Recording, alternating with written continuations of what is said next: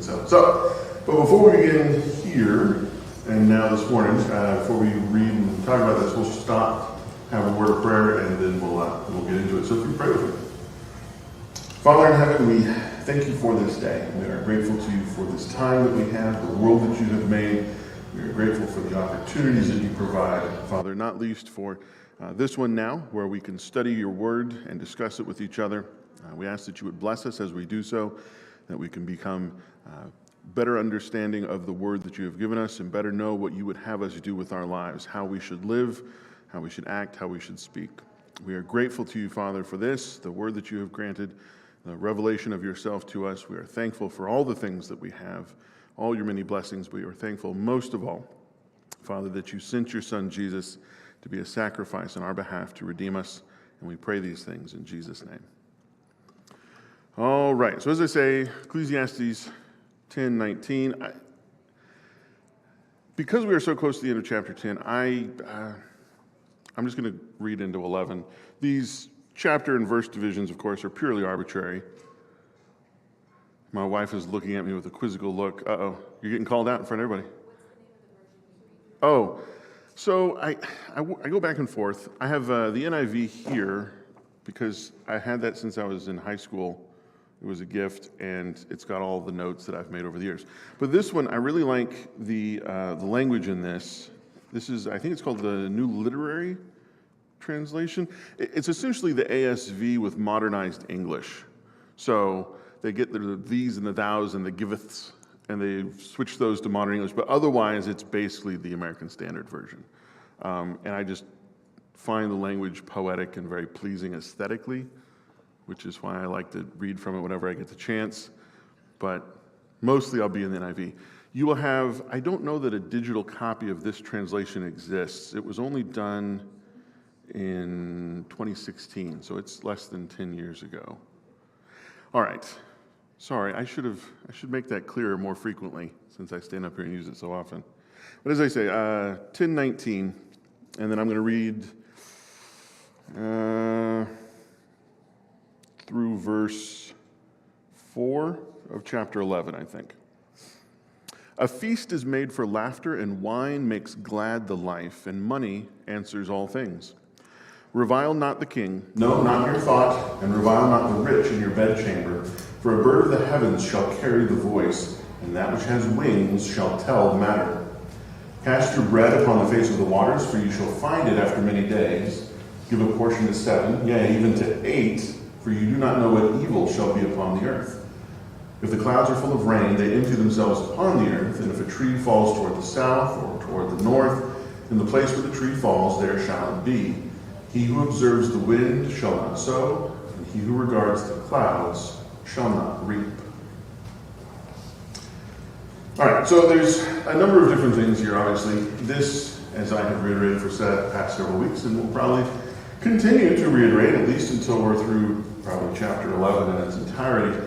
This section is a lot more like Proverbs in its form. They are short, little nuggets of wisdom, metaphorical and general in their application rather than very literal and specific. And they shift topic fairly rapidly, much like Proverbs does, and a little bit less like the bulk of Ecclesiastes, where thematically the same idea will carry on for a little bit longer as the author considers it. So, that being said and being borne in mind, verse 19 has a threefold kind of idea of wisdom or construction. There's the word I want. A threefold construction. We have a feast made for laughter and wine making life merry. The NIV uses the conjunction but as opposed to ASV's and. But the last one is money is the answer for everything. So these three things are intended to go together, with the third contrasting in some way with the first two, given the way that this sort of proverb or wisdom literature is done. What do the first two sections mean regarding feasts and wine?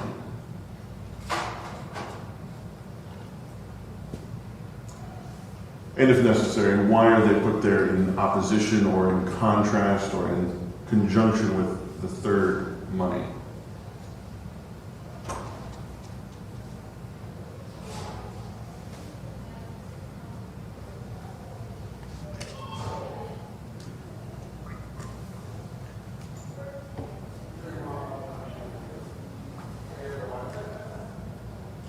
So feasts are made for laughter. First of all, maybe we should, does anybody really disagree with this? I mean, I'm not trying to get people like, are you going to disagree with the Bible? No, but are there other things? Because again, this is a general idea of things, right? It's not intended, as we would talk about when we get further into 11, some of this isn't intended to be taken strictly literally, but to give you an idea of a principle. Feasts are essentially times of celebration, right? They're for being happy, to celebrate things like we have birthdays, we have Christmas, we have Thanksgiving. Right? These are points at which, in order to celebrate or to commemorate or to express our emotion, we have a large meal. We get people together. Wine follows it up, and maybe this is the wrong crowd to really talk about wine. I don't know how many, I can never pronounce this word, but I know this word exists. Oedophile? It starts with an O-E-N-E-O or something. It means a person who enjoys and is like a connoisseur of wines. And I can never pronounce it. I've seen it written a lot of times. I don't think there are a ton of those in the Church of Christ, generally speaking, given the long-standing tradition that we have had of being antithetical or antipathetic against alcohol consumption.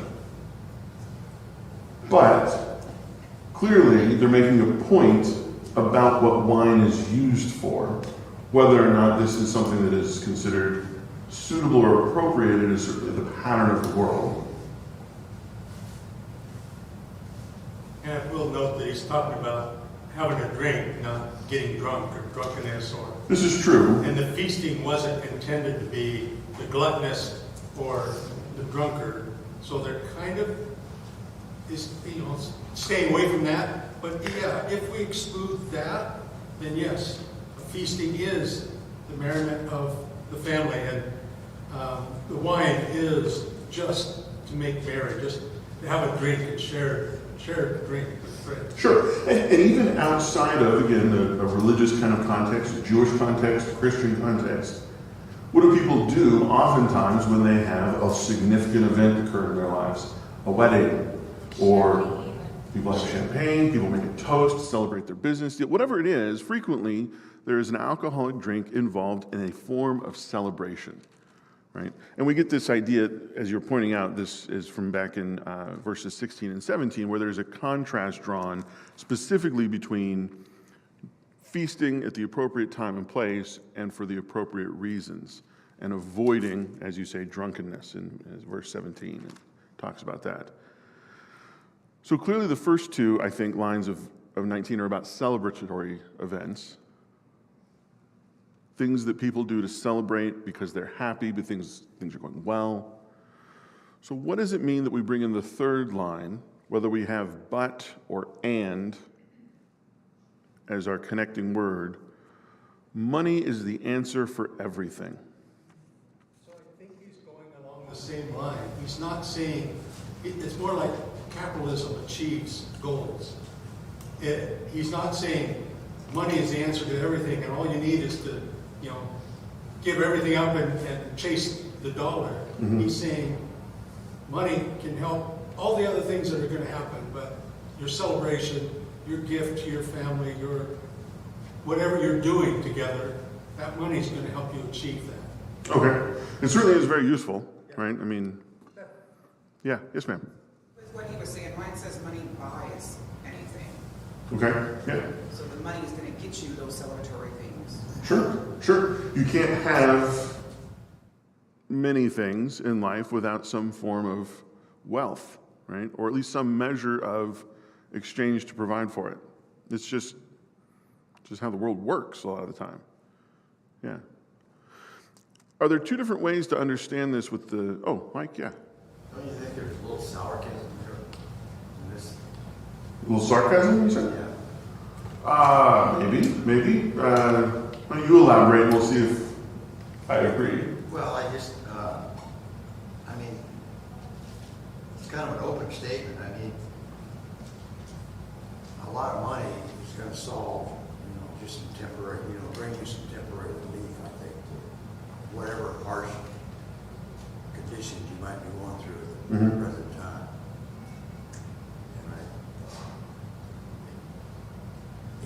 it's not really the answer to all your problems. In a lot of cases, it's gonna bring more problems.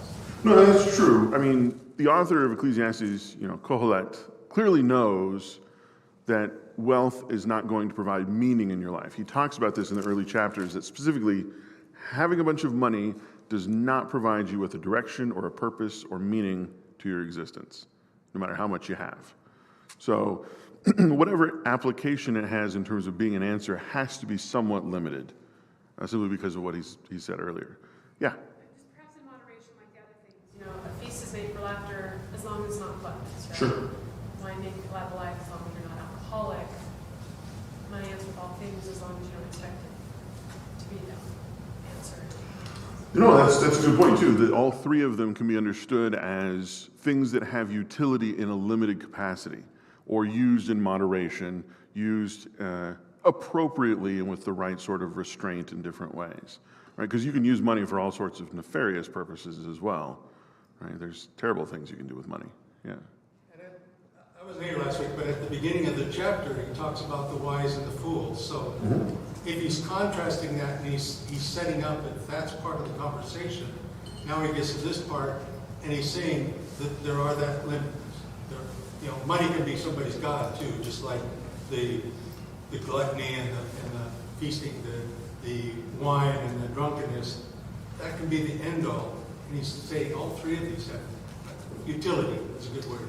Yeah. One of the things that we frequently see throughout the Bible, and then just in our day-to-day lives as well, is that a lot of the things that we fall into, sins that we find ourselves entrapped in, come about as a result of normal and natural appetites that we have that we either indulge to excess or indulge in inappropriate ways. Right? That there is nothing wrong, to pick something that's tame and at least easily talked about in mixed company, with having and enjoying food. But you can cross over into gluttony very quickly when you enjoy it simply for the way that it tastes, that you ignore the effects that it has on your body, that you indulge in it into an extreme. And this can go for a lot of other things as well, that we can indulge any of these particular appetites in right ways and wrong ways into excess, or sometimes even we can starve ourselves of them if we think incorrectly that some of them are not suitable at all, ever, right? That people can develop eating disorders or various things. So finding that happy medium, again, this Ecclesiastes, right, where if you go back to the wisdom in chapter 3, where there's a time for everything, and he takes all those different contrasts and says that all of these things have a time and a place, whether they're one or the other, right? So I did want to, I'm following my pattern of being lucky if I get through 2 verses in a morning, but I did want to think about the idea of this having a slightly different meaning or context depending on how we understand whether it connects with an and or a but to the rest of the verse. Where if we understand it with an and, that it follows with those other things, that it has this kind of use within moderation, that used appropriately, this so forth, that is certainly a way to do it.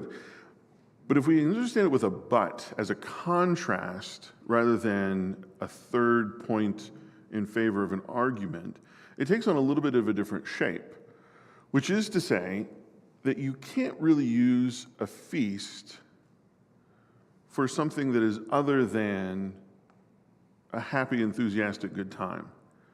And wine, while you certainly can use it and have it while you're down, the point is to satisfy that desire for the way that it makes you feel once you have enjoyed it, whether, again, in small and limited quantities or in excess.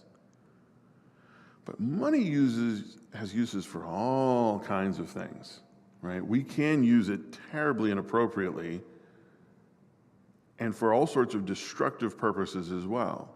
That it almost has a different quality to it than a lot of other things that we have in our lives, right?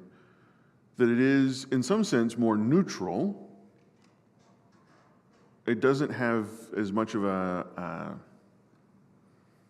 inherent inclination towards one thing or another, but it can then be very constructive or very destructive in a way that the others don't have that same intention or purpose. Again, just a thought, because the conjunction here doesn't necessarily have to be one or the other, right? As we can see from different translations, when we cast that into English, it's not 100% certain which one it is that's supposed to be. So, all right. So I'm going to try and get through at least 2 verses. I don't want to belabor this point, but if anybody else, I don't want to cut anybody off. If you have one more pearl of wisdom to share. All right, well, I'm going to move on then. The last verse of chapter 10, verse 20. Do not revile the king even in your thoughts, or curse the rich in your bedroom, because a bird of the air may carry your words, and a bird on the wing may report what you say. Linguistically, I think this is probably the origin of the phrase, a little bird told me, which is delightful to always run across these, right? But what does this mean to not revile the king even in your thoughts? Or to curse the rich within... Yes, ma'am. Think have a possibility of coming out your mouth. No, that's very true, yeah. The things that are dwelling on your mind can slip out sometimes if you're not being careful or guarded, yeah? But what if... Oh, yeah, go ahead. But also what you're thinking becomes the motivation for what you do, so your actions. So as you're starting to think curse to that king or that leader that you're really hating on, pretty soon your actions or it becomes a motive for your actions doing something about it. That's true. I mean, the way that a person is inwardly, right? This is, I think, in Proverbs, right? The way that a person is inwardly is reflected in their outward behavior, so that they are in actuality. But what if... Oh, I'm sorry, were you going to... As man thinketh, so is he. That's the one I was trying to think of. Yes, exactly. Exactly. But what if we think of this a little more metaphorically?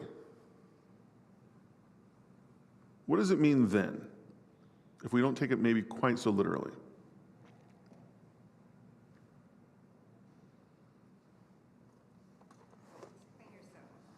Explain myself. Well, the whole point of me asking these questions is so I have to do less talking. I can stand up here and feel less uncomfortable and make you guys talk to me. What I mean by the more metaphorically, I don't know that we're supposed to take this quite literally. If you were to revile the king in your thoughts, how is the king going to find that out? Can anybody in here see what's going on inside my head? Hope not.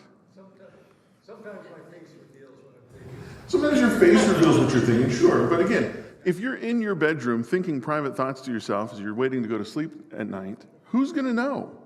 Who's going to know? And do birds literally take the things that they overhear you say and go repeat them to other people?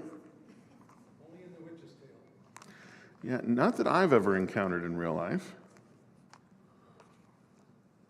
I think this is a little bit of a more metaphorical kind of principle. There's a verse in Micah chapter 7, verse 5. Do not trust a neighbor, put no confidence in a friend, even with her who lies in your embrace. Be careful of your words.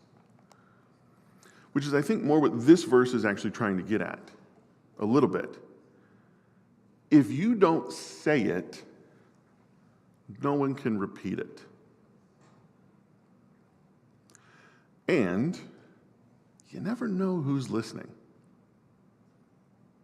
You never know who might hear what you have to say, remember what you have said, and then say it again somewhere where you wouldn't want them to say it.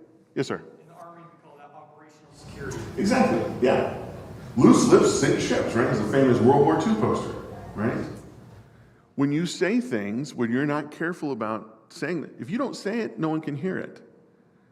There's another, a secret known to two people is no secret at all.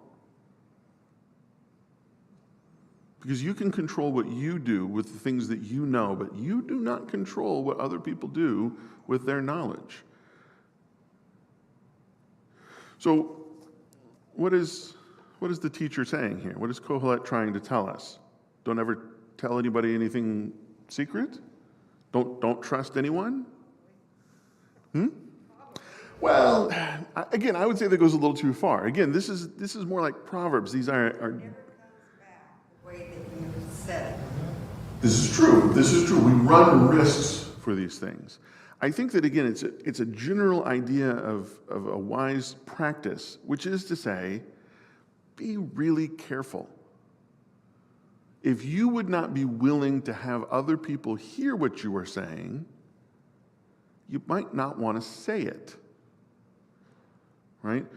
Is a political maxim that's come into being in the last 20 years.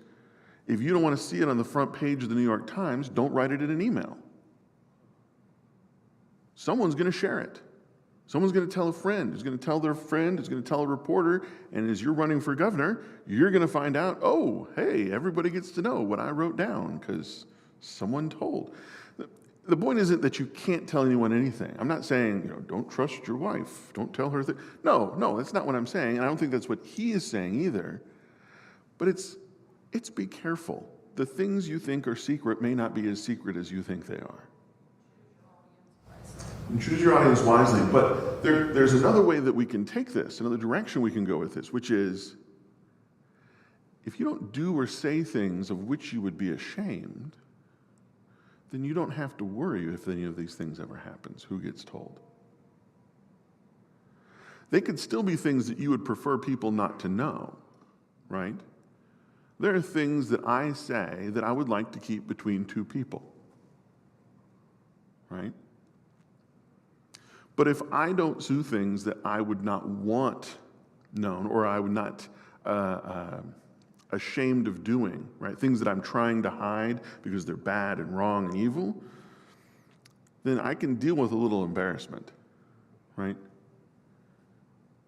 I am not going to share with you now, but if the terms of endearment and the pet names that I might have for my wife are known to the wide world, I might get embarrassed. Sure, right?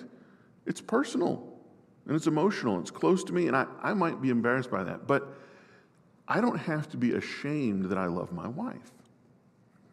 I don't have to worry about the repercussions of that sort of thing becoming known other than, maybe being teased a little bit. But if you're, plotting treason against the king, well, then people find that out, you're in big trouble. And it's a better solution not to do that in the first place. The principle here is, again, not to never share, but be careful with what you share with whom, and live an upright life so that you don't have to fear exposure, I think. About people, especially in history, because that's the best thing that we can look at for an example. How certain leaders, especially of maybe rebellions, grew so many faithful people that they would literally die rather than tell. How did they gain so much, not power, but respect? That would be a fascinating topic to explore, but one that I have not prepared for this morning. So I'm afraid I'll have to just... No, it's quite all right. We can leave that as an exercise for the audience more than anything else. Yeah. Did I hear, was there someone else? I looked down to look at the... No? Okay. I don't want to belabor this point. Look at me, I'm going to get through 3 verses today. This is going to be great. But,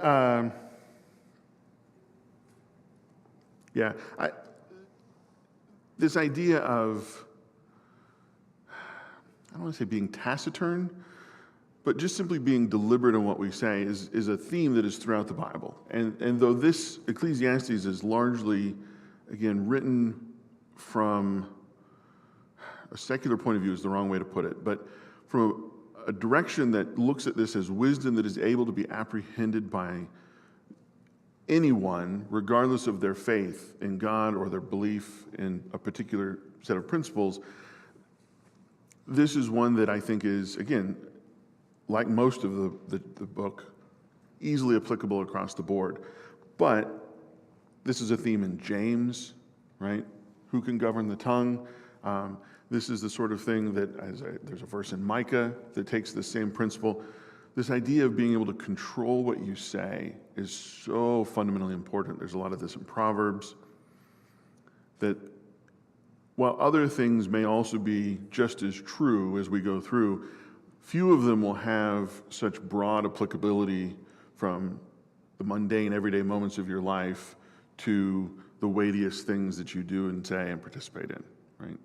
That this is going to have, because we're always, we're communicating creatures. We're always talking or listening to somebody about something. So, yes, ma'am. Somebody's post recently about the things that are happening to you around you isn't what matters, it's your attitude toward them. Your attitude is in your thoughts. Yeah, we can only be responsible for the things that we are able to control. And though we can affect, as you say, other things sometimes, the beauty of being Christian, of knowing that God is in control, is knowing that if things don't go well in the world, it is still under the hand of God instead of our own.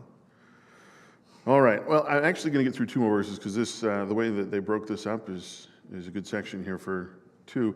Beginning 11, cast your bread upon the waters, for after many days you will find it again. Give portions to 7, yes, to 8, for you do not know what disaster may come upon the land. This is also another famous idiomatic phrase in English, perhaps less so in more recent years, but casting your bread upon the waters. Sharing your wealth. Okay. Sharing your wealth. Helping others. What else does this mean, though? I think that's certainly a big portion of it, but I think there's another element that goes along with it.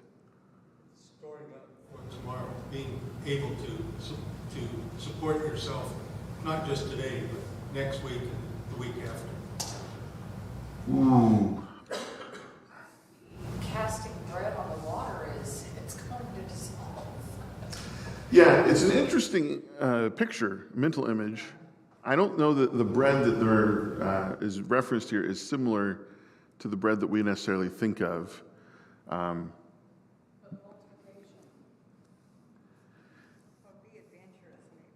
Yeah, see, I think that while there is a reasonable principle in being prepared, in the Gospels, Jesus tells us that it's important to plan ahead before we engage in an endeavor. I think that this is taking kind of the other side of the coin about being a little bit more adventurous, about risk. Because if you were to, okay, maybe if it's not bread, it could be something else that we can imagine floating and holding together a little nicer. When you throw something in the water or onto a river, a lake, where's it going to go? Yet somewhere. Exactly where it's difficult to say. I think, which is a part of the point of water. One of the most difficult and complex kinds of things to deal with in physics is like fluid dynamics, right? There's just so much going on and so many variables and so much that predictions, specific predictions, can be very, very complicated and difficult. Now, I don't necessarily think the teacher was thinking of, physical fluid dynamics and complex equations in this case, but appealing to the idea of randomness, of unpredictability, that you can sometimes take chances. In the second half of this, giving portions to 7 and to 8, because you don't know what's going to happen. You don't know what disaster may come. Why would you do something like that when you don't have knowledge?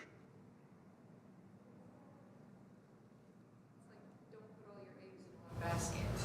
Okay, that's an excellent way of thinking about it. Yeah, not putting all your eggs in one basket, not putting all your money into one place. Are you gonna? Yeah. Could it also be a sense of building community, so when you do fall in hard times, you have lots of people. I think that the idea of it being building relationships with others is part of it. In the second half of the first verse, after many days you will find it again. Right? The return on these things is uncertain and unexpected, but it does exist.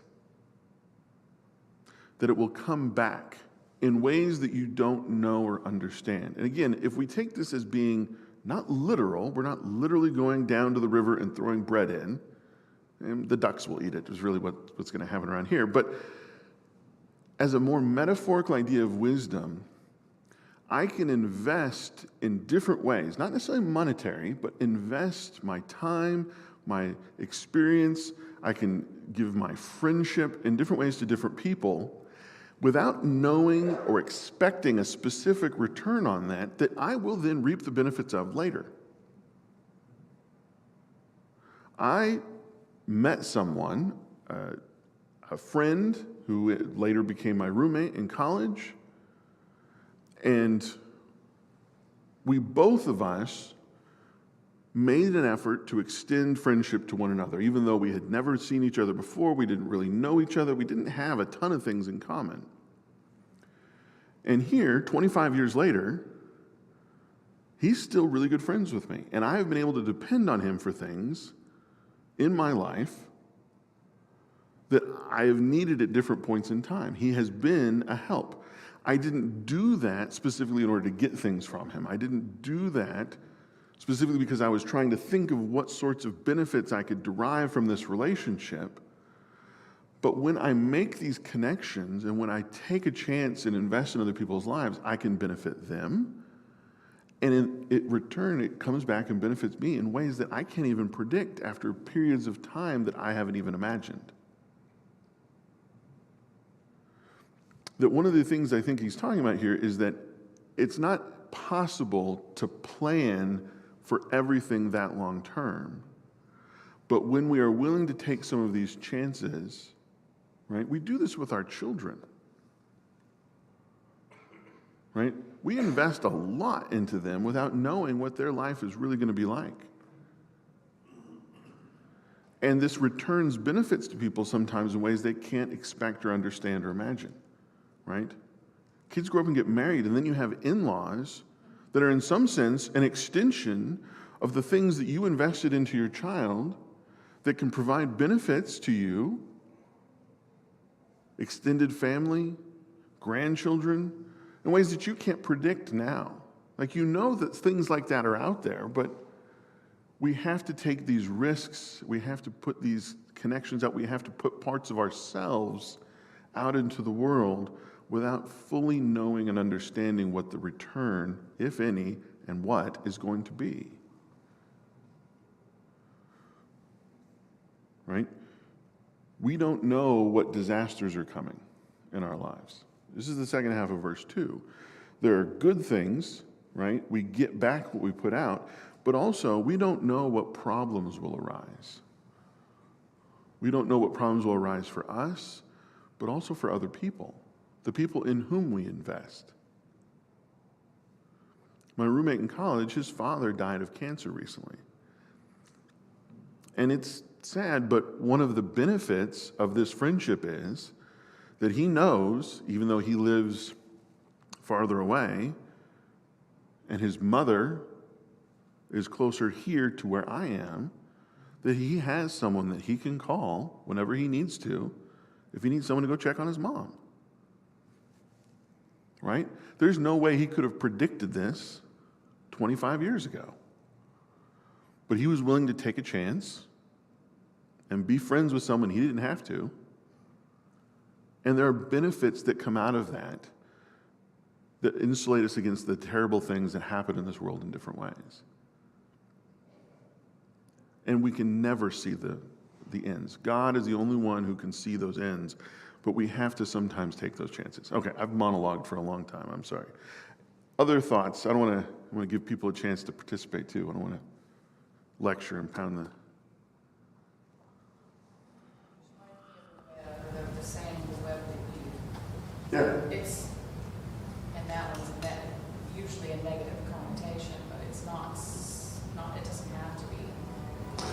I Sure. think the biggest part is in with the verse previous, in choosing your audience wisely, my own words. Making those wise decisions and those connections you make. In other words, certain people or certain connections or certain actions we should think about because of what they could reap. But at the same time, when there isn't a clear negative, then we often battle with ourselves, should we, shouldn't we, right, wrong. And when it's none of those things, just going ahead and trusting that something you're doing is mattering to somebody. Yeah, no, and that's a good point too. I mean, the idea of weaving things together, right? Web is, as you point out, often used negatively, but I mean, you can think of a weaving cloth, or you don't always see the pattern that is coming. And sometimes we don't even see the results ourselves, right? The things that I sometimes do for others or others have done for me, they will not see the full effect of how that, blooms and blossoms in my life or vice versa. But I know that sometimes that's out there, yeah. And being prudent certainly is part of it, which is why these are, again, so much more like Proverbs in a lot of ways. The book of Proverbs, I mean, there clearly are Proverbs, that they're these metaphorical, general ideas of wisdom that are not intended to be ironclad rules that you must do exactly all the time. Right? Again, if going back to the end of 10, it's not saying never trust anyone, never share anything. It's speaking more generally than that, and so is this. All right, well, I could start verse 3, but I think that's probably unwise given my long-windedness in the current time. Are there any final thoughts before we conclude? I probably even have time to entertain a complaint today if somebody wants to register one of those. Yes? I was just thinking, in the New Testament, we're told over and over again to give to people who can't repay us. Mm-hmm. And that's part of casting our bread upon the waters. Yeah, the same idea of giving without an expectation of return or a direct expectation. Yeah. Other thoughts? That brings me, it makes me think of giving and not knowing your left hand, know what your right hand is doing. Mm-hmm.